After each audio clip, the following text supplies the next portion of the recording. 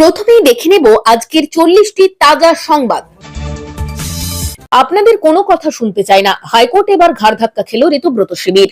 Bank account freeze হওয়া নিয়ে এবার চরম আইনি জটিলতায় জড়ালো কালীঘাটপন্থী তৃণমূল কংগ্রেস। দফায় দফায় পুলিশ এবং এনফোর্সমেন্ট ডিরেক্টরেটের অ্যাকাউন্ট ফ্রিজ করার পদক্ষেপে যখন ঘাসফুল শিবিরের উদ্বেগ বাড়ছিল, ঠিক তখনই এই বিতর্কে এন্ট্রি নিলেন ঋতব্রত বন্দ্যোপাধ্যায়। নিজেকে আসল তৃণমূল দাবি করে সমস্ত দলীয় অ্যাকাউন্ট ব্যবহারের একক অধিকার চেয়ে কলকাতা হাইকোর্টের দ্বারস্থ হয়েছিলেন তিনি। কিন্তু সোমবার বিচারপতি কৃষ্ণা রাওয়ের বেঞ্চ সাফ জানিয়ে দিল, ঋতব্রতর এই আবেদনে এই মুহূর্তে সাড়া দেওয়া সম্ভব নয়। সোমবার বিচারপতি কৃষ্ণা রাওয়ের এজলাসে মামলার শুনানির সময় ঋতব্রত বন্দ্যোপাধ্যায়ের পক্ষে আইনজীবী জিষ্ণু চৌধুরী জোর গলায় দাবি করেন, নিম্ন আদালতের নির্দেশ অনুযায়ী আমরাই আসল তৃণমূল, তাই আমরাই দলকে রিপ্রেজেন্ট করব, অন্য কেউ নয়। কিন্তু এই সওয়াল শুনেই ক্ষুব্ধ হন বিচারপতি কৃষ্ণা রাও। তিনি সাফ জানান, এভাবে মৌখিক দাবিতে কাজ হবে না। নিয়ম মেনে প্রপার অ্যাপ্লিকেশন বা সঠিক আবেদন নিয়ে এলে তবেই আদালত তা খতিয়ে দেখবে। আপাতত তাদের কোনো আর্জি শুনতে রাজি হয়নি উচ্চ আদালত। অন্যদিকে নিম্ন আদালতের রায়কে হাতিয়ার করে ঋতব্রতরা যখন অ্যাকাউন্ট ব্যবহারের অধিকার চাইছেন, তখন আদালতে বোমা ফাটান ইডির আইনজীবী এস.ভি. রাজু। তিনি বলেন, গতকালই নিম্ন আদালত এই অ্যাকাউন্ট ব্যবহারের উপর নিষেধাজ্ঞা জারি করেছে, যা আজ হাইকোর্টের কাছে সম্পূর্ণ গোপন রাখা হয়েছে। আর এই মন্তব্যের তীব্র বিরোধিতা করে মমতাপন্থী তৃণমূলের হেভিওয়েট আইনজীবী অভিষেক মনু সিংভি পাল্টা গর্জে উঠে বলেন, এখানে লুকোনোর কিছু নেই, যেখানে কাউকে পার্টি না করে অর্ডার পাস করা হয়েছে। এর আগে বিচারপতি সৌগত ভট্টাচার্য নির্দেশ দিয়েছিলেন অ্যাকাউন্ট ব্যবহার করা যাবে, তাও কোন সাহসে ফের অ্যাকাউন্ট ফ্রিজ করলো ইডি? বিজেপি সরকারকে খোঁচা দিয়ে সিংভি আরো বলেন, ট্রিপল ইঞ্জিন সরকার হলে কি 3টে কেন্দ্রীয় এজেন্সি আসতো? আগে নির্বাচন কমিশন ধৃতদের আসল দল হিসেবে অ্যাপ্রুভ করুক, তারপর অ্যাকাউন্ট নিয়ে কথা হবে। আদালতের সওয়াল জবাবে উঠে আসে চাঞ্চল্যকর সব তথ্য। সিংভি দাবি করেন, নির্বাচনের সময় সমস্ত লেনদেন চেকের মাধ্যমে বৈধ উপায়ে হয়েছে। একটি রাজনৈতিক দল চার্টার্ড ফ্লাইট ব্যবহার করবে, এটাই তো স্বাভাবিক, এতে দুর্নীতির কি আছে? যারা আজ একমাত্র অ্যাকাউন্ট হোল্ডার হওয়ার দাবি তুলছে, তারা 25 লক্ষ টাকা নিয়েও আগে কখনো কোনো দুর্নীতির অভিযোগ তোলেনি। রাজনৈতিক দলের অ্যাকাউন্ট ফ্রিজ করা আসলে গণতন্ত্রের উপর সরাসরি হামলা। রেশন কার্ডে বড় পরিবর্তন, বরাদ্দ কমছে অন্তোদয় যোজনায়, তালিকা থেকে বাদ হাজারে হাজারে নাম। রেশন ব্যবস্থা নিয়ে একসঙ্গে দুটি চাঞ্চল্যকর খবর সামনে এসেছে, যা নিম্নবিত্ত সাধারণ মানুষের কপালে চিন্তার ভাঁজ ফেলেছে। একদিকে কেন্দ্রীয় সরকারের নতুন নীতিতে অন্তোদয় অন্ন যোজনার বরাদ্দ হ্রাসের সম্ভাবনা, অন্যদিকে ভোটার তালিকা সংশোধনের জেরে রেশন কার্ড থেকে বিপুল সংখ্যক মানুষের নাম বাদ পড়ার আশঙ্কা। অন্তোদয় যোজনায় নতুন নিয়ম ও বরাদ্দে পরিবর্তন, জাতীয় খাদ্য সুরক্ষা আইনে 3 নম্বর ধারা সংশোধনের পরিকল্পনা করেছে মোদী সরকার। বর্তমানে অন্তোদয় অন্ন যোজনার অধীনে প্রতিটি পরিবারকে মাসে 35 কেজি চাল গম দেওয়া হয়। নতুন নিয়ম কার্যকর হলে বরাদ্দ হতে পারে জন প্রতি মাসে 7 কেজি, তবে পরিবার প্রতি 35 কেজি সর্বোচ্চ সীমা বজায় থাকবে। 4 সদস্যের পরিবার হলে বরাদ্দ 28 কেজিতে নেমে আসবে। 3 সদস্যের পরিবার হলে ঘাটতি দাঁড়াবে 14 কেজি। অন্যদিকে বড় পরিবারের ক্ষেত্রেও 35 কেজির বেশি রেশন পাওয়া যাবে না। এই পরিবর্তনের মাধ্যমে বছরে প্রায় 13,590 কোটি টাকা সাশ্রয় করা হবে বলে সরকারি ধারণা। তবে অল ইন্ডিয়া ফেয়ার প্রাইস সব ডিলার্স ফেডারেশন এই সিদ্ধান্তের কড়া বিরোধিতা করেছে। কোচবিহারের রেশন কার্ড বাতিলের আশঙ্কা একদিকে, কোচবিহার জেলায় ভোটার তালিকা সংশোধনের সময় প্রায় 1,22,000 ভোটারের নাম বাদ পড়েছে। এর মধ্যে অন্তত 62,000 ভোটারের কোনো রেশন কার্ড নেই বলে তথ্য উঠে এসেছে। সরকারি তথ্য অনুযায়ী বাদ পড়া ব্যক্তিদের মধ্যে পরিযায়ী শ্রমিক এবং মৃত ব্যক্তিদের নাম যেমন রয়েছে, তেমনি সীমান্তবর্তী এলাকা হওয়ায় অনুপ্রবেশ সংক্রান্ত বিষয়ও খতিয়ে দেখা হচ্ছে। যাদের নাম ভোটার তালিকা থেকে বাদ গিয়েছে, তারা রেশন থেকে বঞ্চিত হতে পারেন। তবে যেসব মামলা বর্তমানে ট্রাইব্যুনালে বিচারাধীন রয়েছে, তাদের নাম আপাতত রেশন ডেটাবেস থেকে বাদ দেওয়া হচ্ছে না। খাদ্য দপ্তর আগামী 31শে জুলাইয়ের মধ্যে এই যাচাই প্রক্রিয়া সম্পূর্ণ করার লক্ষ্যমাত্রা নিয়েছে। বিজেপির নাম করে টাকা চাইলে সোজা পুলিশে দিন, চাঁদাবাজদের হুঁশিয়ারি কেন্দ্রীয় মন্ত্রী সুকান্ত মজুমদারের। উত্তর 24 পরগনার মধ্যমগ্রামের সুভাষ ময়দানে ভারতীয় মজদুর সংঘের উদ্যোগে আয়োজিত এক রক্তদান শিবিরে যোগ দিয়ে কেন্দ্রীয় মন্ত্রী সুকান্ত মজুমদার এক চাঞ্চল্যকর ও কঠোর অবস্থান নিলেন। রাজ্য জুড়ে বিজেপির নাম ভাঙিয়ে চলা বিভিন্ন চাঁদাবাজি এবং তোলাবাজির অভিযোগের প্রেক্ষিতে তিনি সরাসরি দলীয় কর্মী ও সাধারণ মানুষকে সতর্ক করে দিয়েছেন। এদিন রক্তদান শিবিরের মঞ্চ থেকে সুকান্ত মজুমদার স্পষ্টভাবে জানিয়ে দেন যে বিজেপির নিজস্ব কোনো শ্রমিক সংগঠন নেই। তিনি বলেন, বিজেপির নাম করে কেউ যদি আপনাদের কাছে টাকা দাবি করে, তবে 1 টাকাও দেবেন না। সঙ্গে সঙ্গে স্থানীয় থানায় গিয়ে অভিযোগ জানান। আর মন্ত্রীর এই বক্তব্যের পর রাজনৈতিক মহলে তোলপাড় শুরু হয়েছে। অনেকেই মনে করছেন, দলের অন্দরে থাকা কিছু অসাধু ব্যক্তিদের চাপে নিয়ন্ত্রণ করতেই সুকান্ত মজুমদার এই কড়া বার্তা দিয়েছেন। তিনি আরো জোর দিয়ে বলেন, ভারতীয় মজদুর সংঘ কোনো রাজনৈতিক দলের নিয়ন্ত্রণে চলে না। বিএমএস একটি স্বতন্ত্র শ্রমিক সংগঠন। রাজনৈতিক তকমা লাগিয়ে যারা শ্রমিক সংগঠনের নামে সাধারণ মানুষের ওপর জুলুম করছে বা ব্যবসায়ীদের কাছ থেকে কাটমানি আদায় করছে, তাদের প্রতি তিনি বিন্দুমাত্র সহানুভূতি দেখাবেন না বলে সাফ জানিয়ে দেন। মন্ত্রীর কথায় মানুষের পাশে দাঁড়ানোই আমাদের লক্ষ্য, কারো পকেট কাটার জন্য আমাদের দল তৈরি হয়নি। সম্প্রতি রাজ্যের বিভিন্ন প্রান্তে বিজেপির পরিচয়ে শ্রমিক সংগঠনের নামে তোলাবাজির অভিযোগ সামনে এসেছে। সেই প্রেক্ষাপটে সুকান্ত মজুমদারের এই সতর্কতা অত্যন্ত তাৎপর্যপূর্ণ। দলীয় শৃঙ্খলা বজায় রাখতে তিনি যে কঠোর পদক্ষেপ নিতে প্রস্তুত তা তাঁর আজকের বক্তব্য থেকে স্পষ্ট। তিনি উপস্থিত দলীয় কর্মীদের উদ্দেশ্যে বলেন, মানুষের আস্থা অর্জন করতে হবে সেবার মাধ্যমে, ভয় দেখিয়ে বা চাঁদাবাজি করে নয়। আর সুকান্ত মজুমদারের এই কড়া হুঁশিয়ারি কি তবে দলের ভেতরে থাকা প্রভাবশালীদের লক্ষ্য করে, নাকি রাজ্যে বিজেপির ভাবমূর্তি ফেরাতে এটি এক বিশেষ কৌশল, তা নিয়ে রাজনৈতিক বিশ্লেষকদের মধ্যে শুরু হয়েছে জোর চর্চা। তবে মন্ত্রীর এই সাহসী পদক্ষেপকে সাধারণ মানুষ ও সাধারণ ব্যবসায়ী মহল স্বাগত জানিয়েছে। বিএমএস এর রক্তদান শিবিরের মঞ্চ থেকে সুকান্ত মজুমদারের এই বক্তব্য রাজনৈতিক আঙিনায় নতুন সমীকরণের ইঙ্গিত দিল, যেখানে দুর্নীতি ও চাঁদাবাজির বিরুদ্ধে দল জিরো টলারেন্স নীতি অবলম্বন করছে। মাদ্রাসার আড়ালে বেআইনি কার্যকলাপ, 12টি জেলায় চলবে ইন্সপেকশন। রাজ্যের 12টি জেলার মাদ্রাসায় বিশেষ নজরদারি বা ইন্সপেকশনের নির্দেশ দিল রাজ্যের সংখ্যালঘু বিষয়ক ও মাদ্রাসা শিক্ষা দপ্তর। এর জন্য 18 জনের একটি কমিটি গড়ে দেওয়া হয়েছে। 15 জুলাই থেকে শুরু হচ্ছে ইন্সপেকশনের কাজ। 21 জুলাইয়ের মধ্যে কমিটিকে রিপোর্ট পেশ করতে হবে, আর সেই রিপোর্টের ভিত্তিতেই এই সমস্ত জেলার মাদ্রাসাগুলিকে নিয়ে পদক্ষেপ করবে রাজ্য। এই 12টি জেলা হলো কোচবিহার, উত্তর দিনাজপুর, মালদহ, মুর্শিদাবাদ, বীরভূম, পশ্চিম মেদিনীপুর, পূর্ব মেদিনীপুর, নদিয়া, হুগলি, হাওড়া, উত্তর ও দক্ষিণ 24 পরগনা। সরকারি নির্দেশিকা অনুযায়ী এই 12টি জেলার স্বীকৃত ও অস্বীকৃত উভয় ধরনের অনুদানবিহীন মাদ্রাসাতেই ইন্সপেকশন চলবে।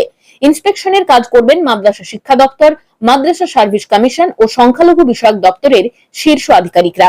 এই ইন্সপেকশনে ছাত্রছাত্রীদের শিক্ষার মান, সুযোগ সুবিধা, মাদ্রাসা ভবনের অবস্থা, পরিকাঠামো, সিলেবাস, নিরাপত্তা সহ একাধিক বিষয় খতিয়ে দেখা হবে।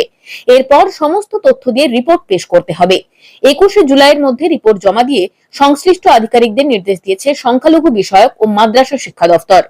এই নির্দেশিকা সফল করতে প্রতিটি জেলা শাসকদের সহযোগিতার নির্দেশ দেওয়া হয়েছে। এর জন্য ইন্সপেক্টিং অফিসারকে সাহায্য করতে জেলা শাসককে একজন আধিকারিককে নিয়োগ করতে বলা হয়েছে।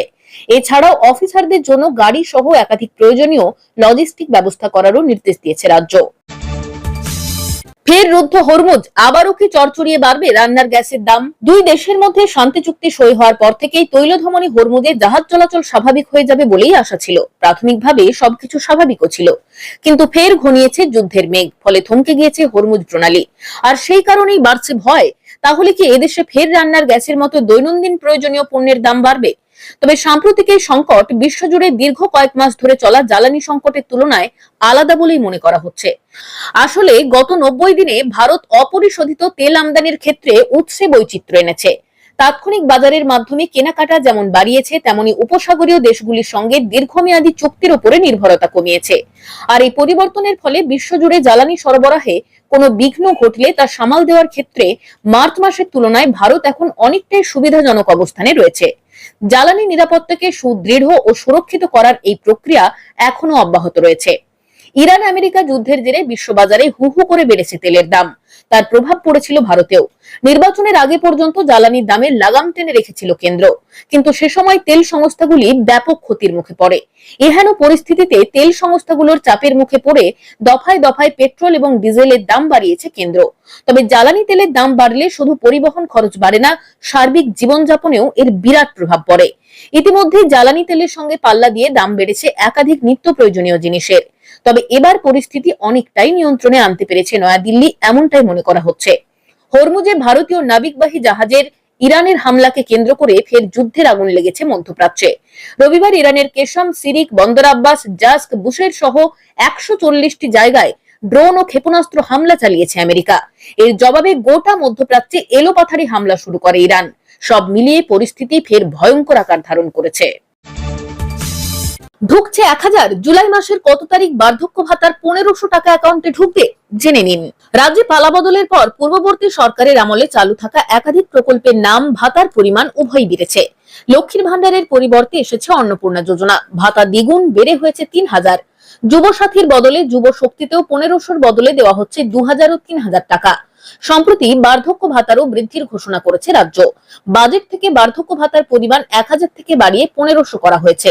তবে বর্ধিত টাকা তো দূর, জুলাই মাসের অর্ধেক সময় পেরিয়ে গেলেও রাজ্যের বহু উপভোক্তা এখনো তাদের বার্ধক্য ভাতা এবং বিধবা ভাতা টাকা পাননি। আবার যাদের টাকা ঢুকেছে তারা 1500 টাকার বদলে 1000 টাকা করে পেয়েছেন। এই অবস্থায় সকলের মনেই প্রশ্ন, বর্ধিত ভাতা কবে থেকে কার্যকর হবে? জুন মাসের ঘোষণার পর অনেকেই আশা করছিলেন জুলাই মাস থেকে বার্ধক্য ও বিধবা ভাতার পরিমাণ 1000 টাকা থেকে বাড়িয়ে 1500 টাকা করা হবে। তবে তা না মেলায় অনেকেই প্রশ্ন তুলতে শুরু করেছেন, বাড়তি 500 টাকা কবে দেওয়া হবে। পাশাপাশি নতুন উপভোক্তারা কবে থেকে এই প্রকল্পের সুবিধা পাবেন সেই নিয়েও চিন্তায় অনেকেই মনে করছেন জুলাই মাসে বর্ধিত 1500 টাকা না দেওয়ার পেছনে রয়েছে অন্নপূর্ণা যোজনা। বর্তমানে অন্নপূর্ণা যোজনায় যোগ্য এবং অযোগ্য উপভোক্তাদের বাছাই করতে সরকার বেশি ব্যস্ত। আর এই কারণেই বার্ধক্য ভাতা, বিধবা ভাতার মতো প্রকল্পগুলিতে প্রশাসন পর্যাপ্ত নজর বা সময় দিয়ে উঠতে পারছে না। এই কারণেই উপভোক্তাদের এই মাসে 1000 টাকা করে দেওয়া হয়েছে বলে মনে করা হচ্ছে। তবে কবে মিলবে বর্ধিত ভাতা? মনে করা হচ্ছে আপাতত পূর্বের ভাতার যে পরিমাণ ছিল সেই টাকা দিয়ে পরে হয়তো বকেয়া 500 টাকা রিলিজ করা হতে পারে। যদিও এই বিষয়ে সরকারি তরফে এখনো কোনো নির্দেশিকা আসেনি, তাই আপাতত উপভোক্তাদের অপেক্ষা করার পরামর্শ দেওয়া হচ্ছে। ভোটে দাঁড়ানোর লোক পাবে না, নন্দীগ্রাম উপনির্বাচন নিয়ে তৃণমূলকে খোঁচা শুভেন্দুর। প্রশাসনিক প্রধানের দায়িত্ব সামলে এবার সাংগঠনিক কাজও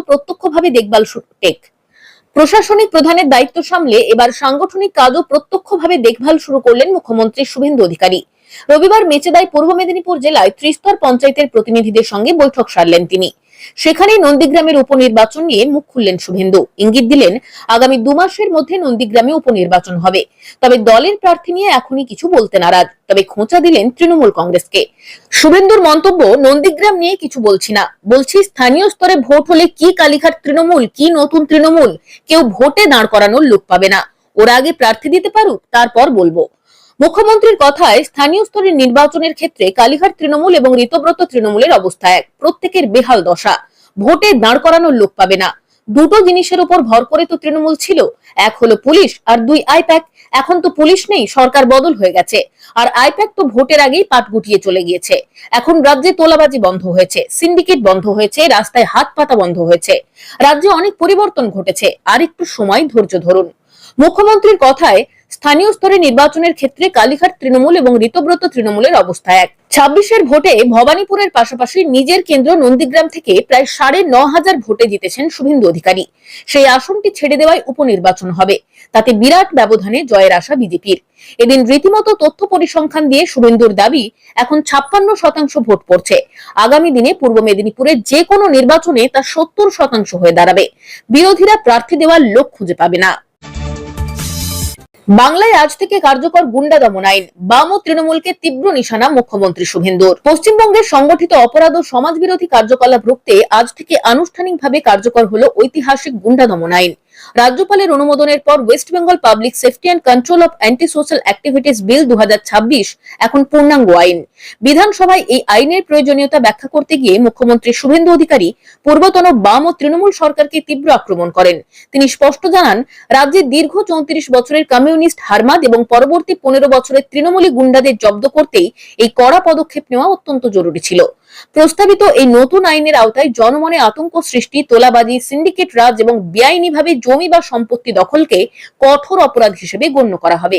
এছাড়াও সরকারি বেসরকারি সম্পত্তি ভাঙচুর, অবৈধ বালি ও খনি খাদান উত্তোলন এবং বন্যপ্রাণী পাচারের মতো বিষয়গুলোকেও এই আইনের পরিধিতে আনা হয়েছে। মুখ্যমন্ত্রী দাবি করেন, রাজ্যের জনশৃঙ্খলা রক্ষা, সাধারণ মানুষের নিরাপত্তা নিশ্চিত করা এবং অসামাজিক কার্যকলাপের শেকড় উপড়ে ফেলতেই এই আইন বড় ভূমিকা নেবে। গোহত্যায় বাধা নেই, মাদ্রাজ হাইকোর্টের রায়ে সুপ্রিম স্থগিতাদেশ, বড় সাফল্য বিজয় সরকারের। গোহত্যা নিয়ে মাদ্রাজ হাইকোর্টের রায়ের ওপর স্থগিতাদেশ জারি করল সুপ্রিম কোর্ট। উচ্চ আদালতের রায়কে চ্যালেঞ্জ করে সুপ্রিম কোর্টে আবেদন জানিয়েছিল তামিলনাড়ু সরকার। সোমবার সেই মামলার শুনানিতে সুপ্রিম কোর্ট জানিয়েছে, মাদ্রাজ হাইকোর্টের নির্দেশের শেষ অনুচ্ছেদটি আপাত দৃষ্টিতে সংশোধনের প্রয়োজন রয়েছে। দক্ষিণী রাজ্যে গোহত্যা বন্ধ করতে গত মে মাসে একটি জনস্বার্থ মামলা দায়ের হয়েছিল মাদ্রাজ হাইকোর্টে। সেই মামলায় আদালত নির্দেশ দেয়, তামিলনাড়ুতে কোনো গরু বা বাছুর ঈদ বা অন্য কোনো দিন জবাই করা যাবে না। আদালতের পর্যবেক্ষণ ছিল, গোহত্যা কোনো বাধ্যতামূলক ধর্মীয় রীতি নয়। একই সঙ্গে ভারতের সংবিধানের 48 নম্বর অনুচ্ছেদের কথাও তুলে ধরে উচ্চ আদালত। বলা হয় গরু বাছুর হত্যা বন্ধ হলে রাজ্যে দুধের উৎপাদন বৃদ্ধি পাবে এবং গ্রামীণ অর্থনীতির উন্নতি সাধন হবে। তামিলনাড়ু সরকারের বক্তব্য, উচ্চ আদালতের নির্দেশটি তামিলনাড়ুতে গোহত্যা সংক্রান্ত যে আইন রয়েছে তার সঙ্গে সাযুজ্যপূর্ণ নয়। হাইকোর্টের সেই রায়কে চ্যালেঞ্জ করে সুপ্রিম কোর্টে আবেদন জানিয়েছিল তামিলনাড়ুর জোসেফ বিজয়ের সরকার। তাদের বক্তব্য ছিল, উচ্চ আদালতের নির্দেশটি তামিলনাড়ুতে গোহত্যা সংক্রান্ত যে আইন রয়েছে তার সঙ্গে সাযুজ্যপূর্ণ নয়। সোমবার এই মামলার শুনানিতে তামিলনাড়ু সরকারের আইনজীবী অভিষেক মনু সিংভি বলেন, পশু জবাই সংক্রান্ত যতগুলি আইন রয়েছে তার সবগুলি পশু জবাই করার পদ্ধতি ও শর্তাবলী নিয়ন্ত্রণ করে। কোনো আইনেই পশু জবাইয়ে সম্পূর্ণ নিষেধাজ্ঞার বিধান নেই। সেখানে আদালতের তরফে এই নির্দেশের মাধ্যমে বিচার ব্যবস্থার তরফে আইন প্রণয়নের চেষ্টা হয়েছে, যা সংবিধান পরিপন্থী। তামিলনাড়ু প্রাণী সংরক্ষণ আইন 1958 অনুযায়ী যে সমস্ত গরুর বয়স 10 বছর বা তার বেশি, যেগুলি প্রজনন বা অন্যান্য কাজ করতে অক্ষম, শুধুমাত্র সেই গরুগুলিকেই জবাই করা যাবে। তামিলনাড়ু সরকারের বক্তব্য, আদালত তার এখতিয়ারের বাইরে গিয়ে কাজ করেছে। এই মামলার শুনানিতে সোমবার সুপ্রিম কোর্টের তরফে স্থগিতাদেশ জারি করে বলা হয়েছে, হাইকোর্টের রায়ের শেষ অনুচ্ছেদে রাজ্যব্যাপী গোহত্যা নিষেধাজ্ঞার কথা বলা হয়েছে। হাইকোর্টের নির্দেশের শেষ অনুচ্ছেদটি আপাত দৃষ্টিতে সংশোধনের প্রয়োজন, যার জেরেই মাদ্রাজ হাইকোর্টের নির্দেশের উপর স্থগিতাদেশ জারি করা হয়। কলকাতায় ঝেঁপে বৃষ্টি, উত্তর ও দক্ষিণবঙ্গের 9টি জেলায় জারি তুমুল দুর্যোগের সতর্কতা। দক্ষিণবঙ্গে তীব্র গরমের পর অবশেষে স্বস্তির বৃষ্টি নামলেও তা সঙ্গে করে নিয়ে এসেছে দুর্যোগের পূর্বাভাস। সোমবার দুপুর গড়াতেই কলকাতার আকাশ কালো করে নেমে আসে রাতের অন্ধকার, শুরু হয় ঝেঁপে বৃষ্টি।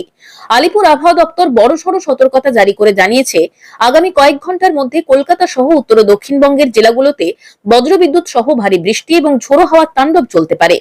দক্ষিণবঙ্গের কলকাতা, উত্তর 24 পরগনা, হুগলি, পূর্ব পশ্চিম মেদিনীপুর এবং মুর্শিদাবাদ জেলায় আগামী 1-2 ঘন্টার মধ্যে বজ্রবিদ্যুৎ সহ হালকা থেকে মাঝারি বৃষ্টি এবং 30 থেকে 40 কিমি গতিবেগে দমকা হাওয়া বইতে পারে। এই জেলাগুলোর জন্য আবহাওয়া দপ্তর হলুদ সতর্কতা জারি করেছে। অন্যদিকে উত্তরবঙ্গের পরিস্থিতি আরো কিছুটা উদ্বেগজনক। সেখানে সবকটি জেলাতেই দিনভর তুমুল ঝড় বৃষ্টির আশঙ্কায় কমলা সতর্কতা জারি করা হয়েছে। বিশেষ করে দার্জিলিং, কালিম্পং, জলপাইগুড়ি, আলিপুরদুয়ার ও কোচবিহারে আগামী 3 দিন অর্থাৎ মঙ্গলবার, বুধবার ও বৃহস্পতিবার 7 থেকে 11 সেন্টিমিটার পর্যন্ত ভারী বৃষ্টির সম্ভাবনা রয়েছে। এর পাশাপাশি উত্তর ও দক্ষিণ দিনাজপুর এবং মালদহ জেলাতেও হালকা থেকে মাঝারি বৃষ্টি ও বজ্রপাত সহ ঝড় হতে পারে। হাসপাতালেও পাননি অক্সিজেন, সেপটিক ট্যাঙ্ক পরিষ্কার করতে গিয়ে বাবা ছেলের মৃত্যুতে বিস্ফোরক তথ্য। নির্মীয়মান আবাস যোজনার একটি পাকা বাড়ির সেপটিক ট্যাঙ্কে কাজ করতে নেমে অসুস্থ হয়ে পড়েন বাবা ও ছেলে। স্থানীয় বাসিন্দাদের একাংশের অভিযোগ, অসুস্থদের হাসপাতালে নিয়ে যাওয়ার পর সময় মতো পর্যাপ্ত অক্সিজেন পাওয়া যায়নি, আর তার ফলে মৃত্যু হয় দুজনের। একই পরিবারের 2 সদস্যের মৃত্যুতে পশ্চিম মেদিনীপুরের চন্দ্রকোনা 2 নম্বর ব্লকের কৃষ্ণপুর গ্রাম পঞ্চায়েতের গোয়াডাঙ্গা গ্রামে নেমেছে শোকের ছায়া। মৃতেরা হলেন বছর 59 সুনীল পণ্ডিত এবং তার ছেলে লক্ষণ পণ্ডিত। প্রত্যক্ষদর্শীদের দাবি, রবিবার বেলা নাগাদ নির্মীয়মান আবাস যোজনার একটি বাড়ির বাথরুমে ঢালাই চেম্বারের স্ল্যাব খুলে পরিষ্কারের কাজ চলছিল। সেই সময় প্রথমে একজন চেম্বারের ভেতরে নামতে অসুস্থ হয়ে পড়েন। তাকে উদ্ধার করতে আরো 2 জন নামেন, তারাও অসুস্থ হয়ে পড়েন। পরে স্থানীয় বাসিন্দারা তাদের উদ্ধার করেন, হাসপাতালে নিয়ে যাওয়া হয়। স্থানীয় বাসিন্দাদের একাংশের অভিযোগ, অসুস্থদের হাসপাতালে নিয়ে যাওয়ার পর সময় মতো পর্যাপ্ত অক্সিজেনের ব্যবস্থা করা হয়নি। তার ফলেই পরিস্থিতি আরো জটিল হয়ে যায়। শেষমেশ মৃত্যু হয় 2 জনের। আরো এক ব্যক্তি হাসপাতালে চিকিৎসাধীন। খবর পেয়ে পুলিশ ঘটনাস্থলে পৌঁছয় দেহ উদ্ধার করে ময়না তদন্তে পাঠানো হয়। অস্বাভাবিক মৃত্যুর মামলাও রুজু করা হয়েছে। প্রাথমিকভাবে অনুমান, সেপটিক ট্যাঙ্কের ভেতরে জমে থাকা বিষাক্ত গ্যাসে বাবা ও ছেলে অসুস্থ হয়ে পড়েন। তবে ময়না তদন্তের রিপোর্ট হাতে পাওয়ার পরে মৃত্যুর প্রকৃত কারণ নিশ্চিত করে বলা যাবে। হাসপাতালে অক্সিজেনের বন্দোবস্ত না হওয়ার অভিযোগ নিয়ে স্বাভাবিকভাবেই জোর বিতর্ক শুরু হয়েছে, যদিও স্বাস্থ্য দপ্তরের তরফে এখনো কোনো প্রতিক্রিয়া পাওয়া যায়নি।